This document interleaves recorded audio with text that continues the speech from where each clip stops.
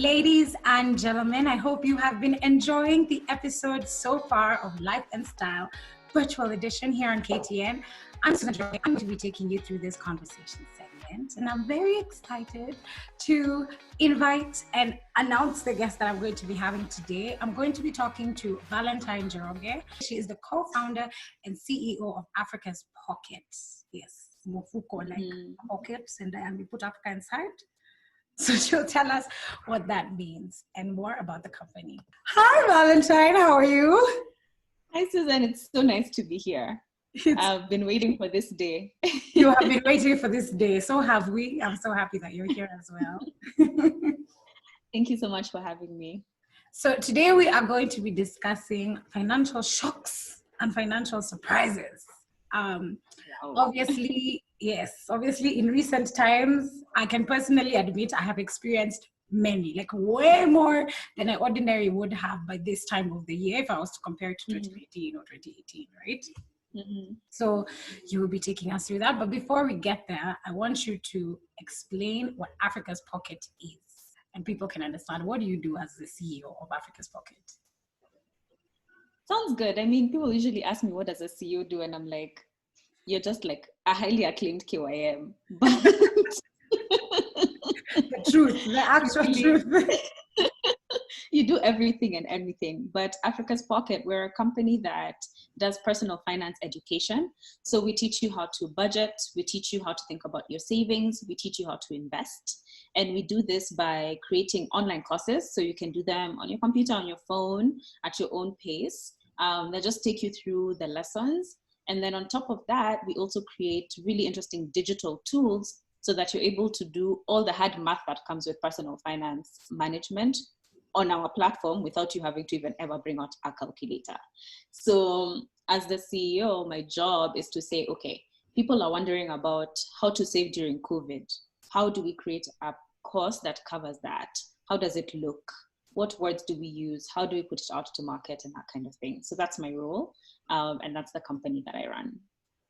Sounds like a very easy job.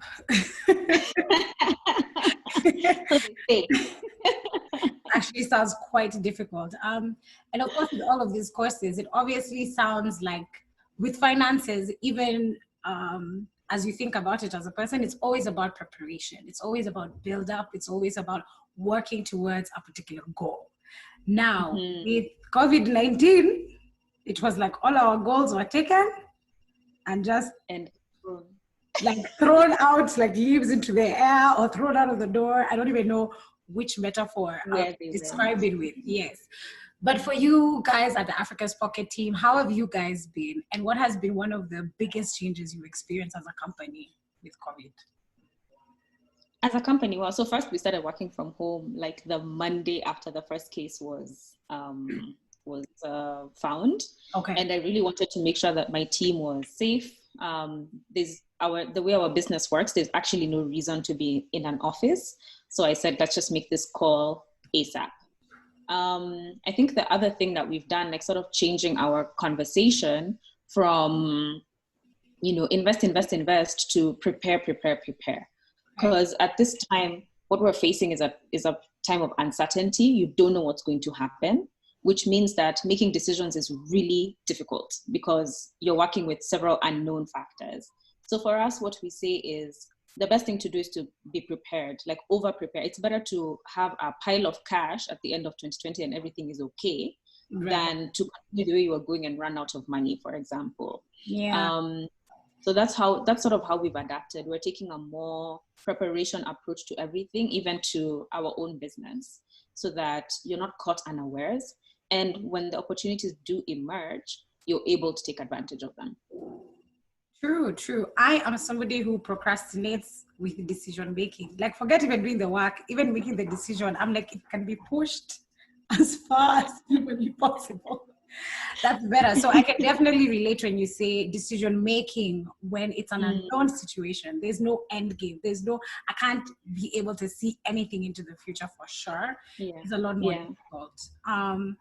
So with financial shocks and surprises, let's talk about the big word that everybody loves so much, and that is debt. Yeah. Debt. So there has been a massive, massive pileup of debt. So I can speak at least for individuals where due to COVID-19, there's been a lot of unemployment as well. So you have mobile money loans, people are probably piling them up. You've lost your job, your landlord is probably on you, your rent is piling up. Exactly. If you still have your job, maybe with more people in your family not having an income, you're there with your salary advance that you've taken on that's just piling up and piling up and piling up. So for all the people watching us that are overwhelmed because they feel like they have no choice, what's your advice on where is the best place to start? I have now this debt, it's all piled up, I'm still piling up every day. Where's the best place to start when it comes to organizing my debt and starting to pay it back? So what I would say is first identify what's good debt and what's bad debt. Right. So good debt helps you make income in the future. So that makes sense. It's like part of an investment. Right. Bad debt is for things you've already consumed. So you'll find that with a lot of mobile money loans, or you haven't paid your landlord, that's you've stayed in the house already. You owe for something that happened in the past. So start with those ones. Then the thing that I would say is arrange them from the biggest one to the smallest one. So just rank them, right. and then also understand the interest rates that each of them are earning. So the most expensive one to the least expensive one. So there are two ways to pay off debt efficiently. One is to either start with the smallest amount and pay it off. When you finish that amount, you put all the money into the next smallest amount, pay it off like that. So, or let me say that a bit differently. You start by paying the minimum payment on all of your debts. So all debts every month, there's an amount you have to pay. Yes. Yeah? Yes. Then now you put every extra money into the smallest one until it's finished. You take all of that money into the next biggest one until it's finished, like that. Okay. So that's one way. That's one way. It's called the debt snowball. It's like a snowball. It just keeps getting bigger and bigger and bigger, and eventually your debt is finished. Okay. So this method is really nice because it makes you feel good because you're able to tick off the debts as you're finishing them. Yeah. So from a psychological perspective, it feels really nice. Then the other way to pay off debt is to take the interest rates and arrange them from the most expensive one, so the one that has the highest interest rate, to the least expensive one. And you start with that highest one. So same strategy, you pay the minimum for all of them. And then with all the extra money you have, you put it into the one that's the most expensive, going down. So this method is more efficient. So if you use this method, you'll pay less interest over time. So it's good for people who care a lot about saving. It depends on your personality, right? Yeah. And then the thing I would say is if you're finding yourself having to take debt, just cut down. Go to bare minimum basics. Don't spend to keep up with the Joneses. Yeah. Don't spend to, keep up your lifestyle. You're in an emergency right now. So you need to cut back, as in this is the time you eat your boshos. You know what I mean? And like you need to cut back. And then consider selling some stuff to get these big chunks of money that can help you pay off that debt. It seems like it's a lot, but there's all these Facebook groups, there's OLX, there's all these platforms where you can sell your things, and people are right now, surprisingly, they're buying even things like your car. You can sell it. Yes. And that can help you just get in a better place, because if you get out of this we're going to be in a recession for a long time. And if you get out of the debt, you'll be doing so much worse for so many years. So it's worth getting on top of your debt right now. And I also want to highlight for everyone that was listening, when you were saying you need to order them in how expensive they are, I want to emphasize it's interest rate. So the higher the interest rate, the higher it is up on the list. And that's like, exactly. You will be surprised, guys, when you write that list down, it's your mobile money loans. Come on, 225 or 1,000, or the percentage of interest you pay back on those small amounts. They're the most expensive. It's wild. You will be very surprised. I know this because I did this activity with Valentine and I was shook. So now let's talk about the people who are on the other side of the coin. So now you have creditors who are also facing financial shocks they never would have expected before. So you are a landlord or you're a chama member, guys owe you money, maybe it's your suppliers or however it works. And there's a lot of people who are owed money. So now when it comes to following up payments during a pandemic, and you see you're also in a financial fix as a creditor, what's the best way to approach that? How would you advise somebody to go about it? So this is something that my business has faced as a challenge for sure. And one of the things that we did that worked quite well for us is offering a discount if people pay earlier. So just a small discount. I kind of wish you didn't even say that on the show. I wish I could take that little bit and keep it for myself. Okay, that is so smart. That way, there's an incentive, right? Because you're creating, otherwise there's no reason for them to pay you. There's nothing that you can do, So that's, I think, one thing that's worked really well. And then also just, I think when you're speaking to the people who owe you money, it's important to help them see your situation and how they're affecting you by not paying on time. And a lot of, it's a human being at the end of the day, right? So if they'll understand, they'll do what they can to help you. But the truth is it's unprecedented times, and a lot of your creditors will not pay you. And the good thing is that there's a lot of support that's coming from our banks and even our government as business owners to help alleviate sort of what's going on here. But this is where things like emergency funds become really important, because more often than not, you won't get the money. So, That's true. More often than not, you'll just have to wait, like everybody, until your creditors can actually afford to pay back. And I like what you said before. You were saying we're in an emergency right now, and even now you have said an emergency fund is key, is important. So I want you to first explain what an emergency fund is. Yes, we know it's a fund for a runaway. I mean, what did they say? A rainy day. A rainy day. But is there a financial definition you have that can help for our viewers create an emergency fund? So, I mean, I wouldn't call it a definition, but I guess the principle that you could use to think about your emergency fund is what do you need to survive over the next 3 to 6 months to continue living, a good version of your life. It doesn't have to be the best version of it, but a good version of it. And, the methodology has been 3 to 6 months, but I think what COVID-19 is showing us is that maybe you need more, maybe you need a year, maybe you need, a little bit more than a year even. So the idea is just to calculate how much you spend on a monthly basis on your essential things. I think now we understand what is an essential good. Essential, There's no one who can know that word, what it means now. I don't know how to help you. Exactly. So what do you need to survive? How much does it cost you every month? And then multiply that number by, let's aim for 6 months, and you put that money away. And that's the rainy day, right? And then the other thing that I usually like to think about in the emergency fund is your major assets.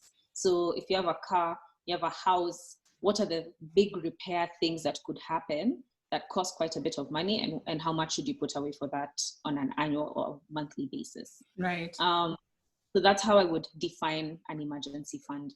But I think it's important to also be very careful about when you're talking about an emergency, what do you mean? Mm-hmm.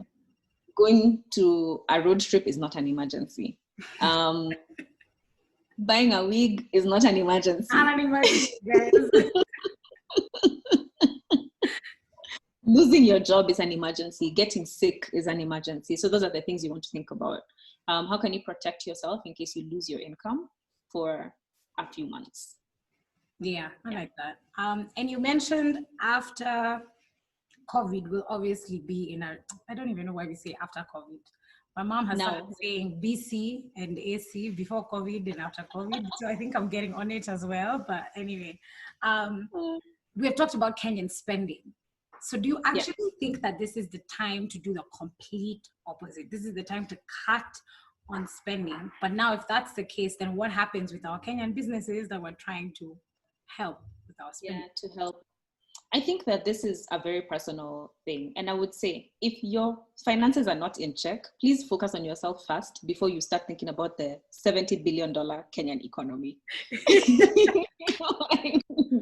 is not on your shoulders. It is not on your shoulders. It really isn't. where you can afford it, I think it's important to support businesses, to support local businesses. There's actually a lot of people who are saving money during this time. Yes. So how can you take some of those savings and redirect them to people who are starting small businesses so that you can do your part? But truly, if you're in debt, it's not your job to help the economy, right? In terms of being conservative with spending, I would say yes, don't spend on unnecessary things. This is not the year to upgrade your car. This is not unless you have the excess cash, right? But this is not the year to make unexpected large purchases. You want to hang back a little bit and watch what's happening, and then make an informed decision. Because at the end of the day, like, I think now we're officially in a recession, because a recession is 2 consecutive quarters of negative economic growth. Yes. So I think we're getting there. If not in the next 2 months, we'll get there. And what that means is that we're getting into a time where it's going to be the best time to invest, because all the prices are going to be low. So what you want is that when you reach that rock bottom or just above, you have cash, right? So that you can invest. Yeah. So where you don't need to spend, don't. If you have the excess money, of course, put it back into the economy. But it's not your job to keep the economy moving. Unfortunately, yes. If our president is watching this, that does not apply to you. Not him. Yeah. Minister of Finance, if you're a government body, a parastatal working, this does not apply to you. But for everybody else, you can relax. And another way to think about it is when you already have things that you're spending on consistently. So like you're buying food, you're not going to stop buying food. Think about where you're buying your food from. You could go to a big international supermarket, or you could go to your local grocery store. So you can also think about that. If you're concerned about sort of pulling your money back from the economy, you can be intentional about where you spend it. I like that. That's true. This is the time to go back to Mama Boga, guys. Exactly. Yeah. We need each other. You need the lower prices, and she needs you because of COVID. So this is the time to definitely band together. Now, we've talked about preparedness and cutting back on your spending and really focusing on yourself and your financial needs right now. And I want to talk about the different places that people were at financially before COVID and now what has happened. So you have, I guess, what I want to call the zero income of 2020. So maybe you were straight out of uni, you were starting a job, maybe you're a casual worker, you're a freelance creative, maybe a wait staff of a restaurant. If you were young, or if you were early in the journey, back in 2020, especially if you work in those industries I've just listed, it's like, if your job requires a social gathering of more than 15 people, it's like it was all gone. So what I want to know is, where does somebody start off when you feel like everything you've prepared for, all your qualifications, what you're doing has just been cancelled? Yeah, let me say cancelled by the year 2020. I mean, that's a really good question and quite a tough sort of situation to be in. But what I always say is, in crisis, there's opportunity, right? So because you're young, it means that you're able to, be a sponge for information and be able to really adapt very, very quickly. Right. So I would say, look at what your talents are, right? So let's say you are a casual worker and now you're not able to get that consistent income. What is in the casual work that you used to do that you're good at, regardless of the situation? And how can you leverage that to make some income? So it could be something as simple as, now you'll run errands for people. People don't want to go to the supermarket. Maybe now you can go and make a flyer that says, we'll do shopping for you, and stick it on it or something. This is very off the top of my mind, but there's opportunities. It's not like now people are not doing anything at all. There are things that now, there are new needs that have emerged. And I think as a young person, as a person who is, in this, where they, you're not already, your expenses are not high, you're not relying on past sort of experiences, you really have an opportunity to make something of the situation. At Africa's Pocket, we have a resource that helps people figure out like good side hustles to do online and in this time. So, we talk about all sorts of things, from doing online teaching of English to like I mentioned, doing an errand service or cooking food in your house and delivering it to people. There's so many opportunities. So what I would say is look at what your talents are. Think about how to think about what the problems people are facing now are, and then match the two. Because that's how you form an opportunity, right? Okay. Now there is a course that you are doing at Africa's Pocket. Like when we talked about debt, we talked about you take them, you list them highest to lowest, then you list the insurance, expensive to least expensive, and then now you ask yourself which one will you pay first, and. But now on Africa's Pocket, you have a financial training course that you, the CEO Valentine, is taking people through. So as somebody who maybe is not looking forward to doing that list myself and managing those myself, do you want to tell us what exactly does this course that you're doing entails, and what are the perks? Are there perks of having the CEO teach me? Like, am I going to be financially 100 after that? Like, I don't need any financial advice ever afterwards. Well, I will not say, I will for sure not say that. These programs that we have are like having personal trainer, right? For fitness. You still have to eat right. You still have to go to the gym. What your trainer does is just help you be more efficient with this process. Mm-hmm. So they'll tell you, the way you're doing your sit-up is not good. Do it like this. Change your body like this. Right. So that's what our program does.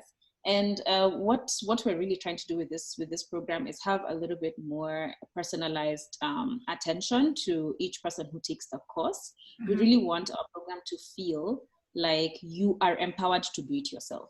So you don't need me for the rest of your life to tell you, invest in this, invest in that. Right. You know, what success is for me is at the end of it, you know how to decide mm-hmm. what investment, because I can't teach you about all the investments in the world. And then every day you're getting a new opportunity here, there, you know. Last month it was buy Zoom. Now you're being told, you know, maybe no, don't buy Zoom, you know, and you need to know how to differentiate from a good and a bad investment, regardless of what the investments available are. So that's what our coaching program does. We tell you what to do. We give you the foundation. So what the diet is, what the exercise part is. Mm-hmm. And my role is to make sure that you're doing it in the most efficient way for your life. Because part of what happens in investments is that, you know, my friend is doing this, so even me, I'm going to do it. But my circumstances are different. Maybe my friend is single and 21 and has no kids, and I'm 30 with 3 kids and I pay school fees. We can't do the same stuff. Very, very different, yeah. You can't even take the same risks. You can't, exactly. So that's what the program does. And I guess the perks are being able to think through some of the ideas you have in your head with a person who's in the same sort of country as you, who understands the landscape, and all that good stuff. Because a lot of financial courses tend to be from America and Europe, and you know, they're telling you about things like a 401k, and you're like, what's that? What is a 401k? Yeah, I once unfortunately understood what a 401k was, so then I actually tried to calculate what mine would be. Mm-hmm. And you're just like, no. 4 pluses, 3 minuses, and a few divides in. I was like, this does not make any sense to me. Let me move on. But I like that. Now let's talk about something that I have been battling with a little bit, and that is there a financial return and a financial risk that we should be looking at when it comes to lending out hand? Because during this time of COVID-19, every time I've talked to people, even on this show, even off the show, there's always a conversation of this is the time for us to come together. This is the time to have compassion. Maybe somebody doesn't have sanitizer and you have access. Excess is the time to share. Somebody doesn't have food, you have some. This is the time to share. But now the financial risk and the financial return. Do you think behavior of sharing and giving leads towards financial stability, or it is the downfall? No, I think that giving should be a part of your financial plan, right? And there are some things that you have in your financial plan that don't necessarily give a financial return, but they give you an emotional return or something else, right? So it's just similar to, you know, there are people who really like doing their nails. They spend 4,000 on their nails. They spend 5,000 on their nails. There's no, like, you just feel nice, you know? And that's okay, right? Like that's why we work hard and we make money, so that you can build a life that feels good, that you're happy with. So for me, I think that this, like the gratification that comes from giving and from sharing, at least for me, is really important. And so I wouldn't be too concerned about thinking about the financial return. The thing that I would do is budget well for it. So have a limit. So don't give so much that now you yourself, you're not able to meet your financial obligations. Right. And then also, I think that there's an opportunity to do more sustainable giving. So there's, donations where you're just giving money to somebody, but it's kind of like the saying, teach a man to fish or give a man a fish. So as we think about how to be more sustainable, we can think about, I've given you the sanitizer to solve your immediate problem, but then how can I make sure that you are able to provide for yourself going forward? Mm-hmm. So that's what I usually advocate. Have, a portion of it for donations, but also be thinking about that long-term sustainability. Long-term help. Yes. Yeah. Like that. Yeah. Now I've seen we are almost at the end, but before we finish up, there is a very interesting conversation that was happening on a WhatsApp group that both of us were in. And when I thought about financial shocks and financial surprises, I was like, I think the surprise, I was very, very surprised. So for everybody watching, essentially what it is there's a slideshow that has been shared of some of the top performing startups in Kenya. And what you see when you open the slides of all the leaders of the startups in Kenya is majority of them are either Caucasian or Southeast Asian or no, but essentially there was very few Africans on that list, if none at all. I think there was one or two. So what I wanted to ask is, when it comes to funding, when it comes to startups, obviously Africa's Pocket, a startup, what do you think is usually the cause, or in your own experience, is usually the cause that can tend for there to be such a big difference? I mean, we're here in Kenya, obviously majority of Kenyans are Africans, but then when you see the top startups in Kenya, majority of them are not Africans. Yeah. And I think one thing to say is that, this was also discussed on that group, is that that list is selective. So it's definitely not comprehensive, but the is about, I think 90% of funding of Kenyan startups goes to white founders or non-Black African founders. Right. And that's a problem. And the reason is because the money comes from out there. So it's just, human nature. I'm a woman. If I'm investing, I'm more inclined to invest in other women. Right. So what needs to happen, in my opinion, is that more Kenyans need to start investing in startups. And therefore, the money will flow to Kenyans. But, the other side of the coin is, you hear this narrative all the time of, you give somebody money, they go and buy what, they buy what, they don't invest in the business. So there's also that, yeah. But I think that we're in a place where there's a emerging breed of Kenyan entrepreneurs who really want to make a difference and need the money to scale and become global. This is literally my life mission, is to make Africa's Pocket a global company. Right. And what that means is that we have to have more homegrown investors. And, it's good to see programs like Lions Den coming up. You're seeing it starting to change. The narrative is starting to change. But a huge majority of the investment funding that exists comes from the Western world, from the US, from Europe, and now from Asia, from China. So we need to start building a culture of investing in each other. And once that happens, I think you'll see more and more familiar faces in those slideshows that are going around. Yeah, I mean, we do have to be grateful that at the end of the day, these guys are building businesses that help our local communities. But we have to ask the question, how much of the profits stay here? True. Yeah, that's very true. So, I like that. For all of the Kenyans watching who are looking for investment opportunities, consider investing in a startup or somebody else's business, even if it's not necessarily a startup. It's not always about apartments and hotels and malls, guys. Anyway, I wouldn't know. I don't have the money. Maybe when I reach there, I'll know. So I'll talk to somebody with a lot of money and we'll figure it out. Valentine, thank you so much. Could you please give a final word to all our viewers for everybody that is watching and is really enlightened on how to deal with financial shocks and surprises, you have some advice to keep them going and pump them up? Definitely. I think the one thing that I would say is it's not the end of the world. It's always possible to get out of a financial hole. And the best thing that you can do right now is be prepared. And one of the things you can do to be prepared is learn more about money. So check out Africa's Pocket, see what we have to offer, and get yourself educated, get yourself understanding what's happening, and prepare for the opportunities that are coming once this recession starts building up. So yeah, thank you so much for having me today. Thank you, Valentine. I'm definitely going to be watching out. If I'd been watching out, there's some investment opportunities that were COVID related, but I missed. I could have been selling sanitizer even here on this show. Alas, I missed. But I will watch for the recession. Could you please share Africa's Pocket social media handles and your own social media handles as well, in case anybody has any follow-up questions? Sure thing. So we are at Africa's Pocket on Instagram, Facebook, LinkedIn, and Twitter. And I am at val.njoroge with an underscore at the end on Instagram. And we are looking forward to getting your questions. Thank you so much. Have a wonderful, wonderful day, Val. Asante sana. Bye. Bye-bye. That is Valentine Njoroge. Wow, guys, I was taking notes. So many notes. I hope you learned and listened as much as I did.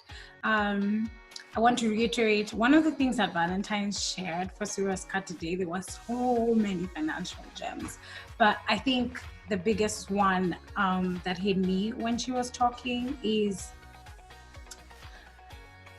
it's about preparing. Prepare. So even if you feel like you are in a massive financial hole right now, going underneath your covers or hiding underneath your hat and acting like it's not happening and hoping it will resolve itself in the future is not going to help.